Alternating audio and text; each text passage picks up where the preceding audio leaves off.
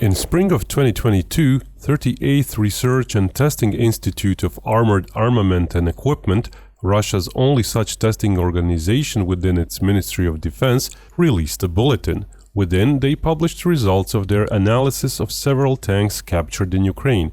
Among those, the highest profile one is certainly Leopard 2A5. It was evaluated in areas of fire control and sights, ammunition handling, the engine and transmission. The bulletin also contains a brief comparison with the Russian-owned T-90M tank, one of the most modern tanks Russia uses, alongside a recommendation of what solutions Russian future tanks should implement. This video will mostly stick to the comparison points presented in the report, rather than expand upon the comparison with its own analysis. The report said Leo 2A5 in question was captured in 2024 after being disabled by a mine and a heat warhead hit in the turret. Images provided are from the bulletin report. Curiously, the images seem to show Leo 2A6, not the A5. It was never publicly disclosed that Germany sent the A5 to Ukraine. Anyway, the Leo 2A5 variant is the first Leo variant with the characteristic-looking wedge-shaped armor, though it had other modifications as well. It entered service with the German army in 1995. Basically, it's a 30-year-old tank now. Of course, the exact vehicle used in Ukraine did see some minor modifications. In comparison, the T-90M was first accepted into Russian service in 2021. Ammunition load of the Leo 2's main gun is 42 rounds, divided in two sections, for immediate use for the loader and for longer-term storage. The gun is loaded manually, yielding a total crew of 4 people. T-90M carries 43 rounds, also divided in sections. The gun is loaded by an autoloader, so the tank holds a smaller crew than Leo 2.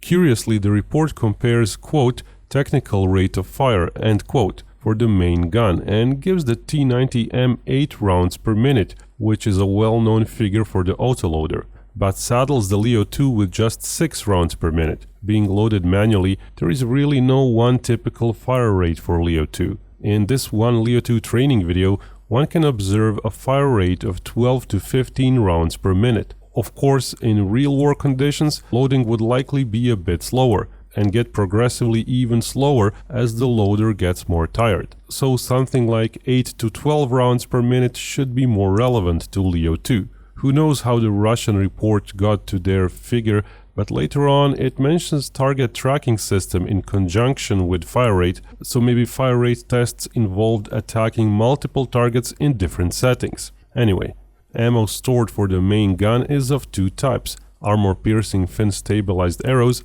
and high-explosive anti-tank rounds. In comparison, the T-90 holds 4 types: the APFSDS and heat, like the Leo, but also long-range maneuverable laser-guided rounds with heat warheads, and general-purpose high-explosive rounds.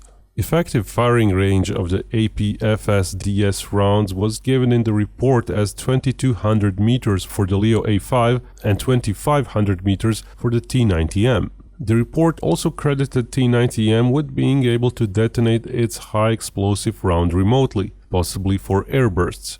Leo 2 isn't credited with that ability, but older Leo 2s didn't really even carry high-explosive rounds. Rheinmetall developed a programmable high-explosive round for its Leo 2 gun in mid-2010s, but it's plausible the A5s are not using it. The fire control on Leo 2 is done using a ballistic computer, much like one in T-90M. When firing at a moving target, many variables are calculated, not just the type of the round fired, crosswind, the air and round temperature, but also angular velocities of the target and the tank itself. Gunner's sight in the Leo 2 has stabilization in 2 planes. The sight includes a thermal imaging and optical channel and a laser rangefinder. The latter is limited to distances of just under 10 kilometers. The report credits Leo with a slightly worse preparation time to first shot, 12 seconds versus 11 seconds for the T-90M. No details were given about what processes were included to get to said figures. The thermal imaging channel on Leo 2 has 2 magnification modes, a 4 and a 12-fold one. To operate properly, the thermal imager must be cooled to almost minus 200 degrees Celsius. Said cooling process requires 15 minutes upon activation.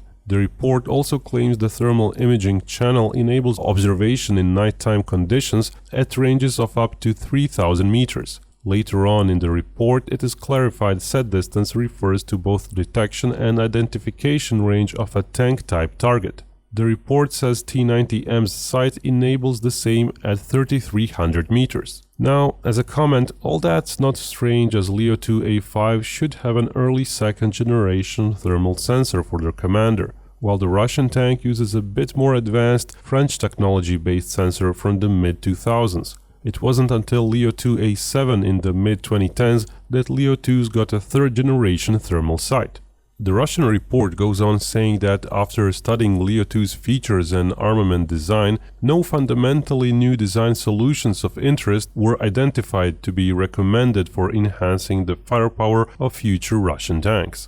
Moving on to the power plant, the report mentions Leo-2 uses a 12-cylinder diesel engine, which maxes out in power output at 2600 RPM, yielding 1500 horsepower. The engine comes in a larger power unit monoblock, coupled with transmission for easier replacement.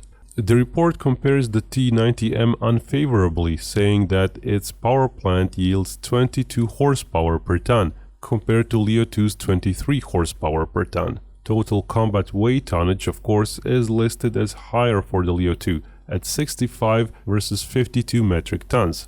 Though that too is strange, as Leo-2A5 is cited to weigh 62 metric tons by its manufacturer when combat equipped. 3 tons is a huge difference, so it's unknown how the Russians got there.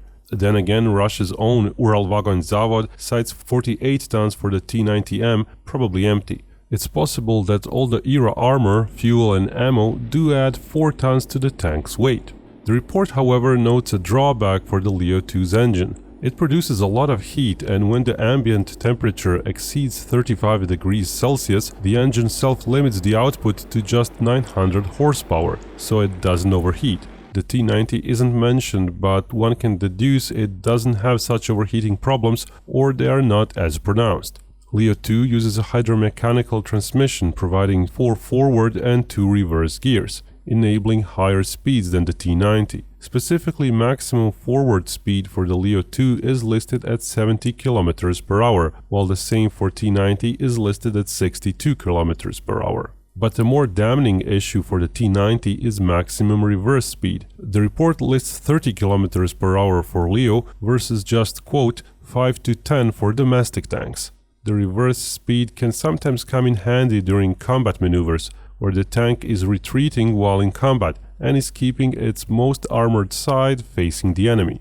The report also cites poor range for the Leo-2, which is a function of fuel consumption and amount of fuel carried. The report states 400 km for Leo versus 550 km for T-90M. Leo-2 isn't a very fuel-efficient tank, and the given figure may be even a bit more realistic than the Leo-2 maker's advertised figure of 450 kilometers crossed on a single fuel tank. The report goes in more detail on some aspects like the tank's tracks, but then concludes that the engine, transmission and running gear of the Leo-2A5 use well-known design solutions that have already been applied in domestic vehicles, implying there is nothing new to be learned from them. Report's comparison table also contains several lines where it lists subsystems that the T-90M has present or available as an option, while the Leo A5 model used in Ukraine doesn't. That's not really an apples-to-apples comparison, as the Leo family also offers various submodules and options. It's just that those second-hand Leo-2 that Ukraine got did not have them. Thus, the T-90M is listed as having a remotely controlled roof-mounted machine gun, a dynamic protection kit and urban combat protection kit, as well as a signature reduction kit and drone control jammer, all of which the old A5 isn't credited with. The report ends with a few notes on areas where T-90M outperforms the Leo-2A5, mostly repeating previous findings. When it comes to firepower, key points listed are greater detection and identification range, both for commander and gunner in night conditions. Ability of the T-90M to use a 5,000 meter range guided weapon system, a class of weapon that the Leo-2 doesn't use. ability of the T-90M to use remote detonating high explosive shells which offer enhanced area of effect and damage versus personnel. Such a feature was found absent on the Leo A5 variant. Finally, the T-90M is said to have quicker preparation for firing the first shot, as well as a higher fire rate due to the use of automatic loader and target tracking system. The whole report is incredibly light on protection details and mentions only the following right at its end: that the T-90M outperforms the Leo 2 in protection of its frontal area against tandem warhead anti-tank missiles. It says that's due to the Relic dynamic protection system.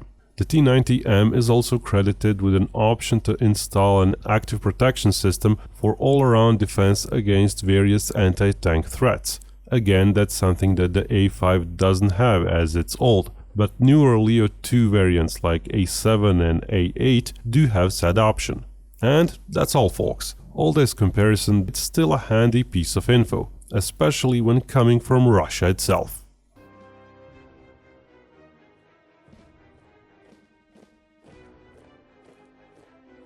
And remember, Binkov may talk about war, but only real peace can bring us all together.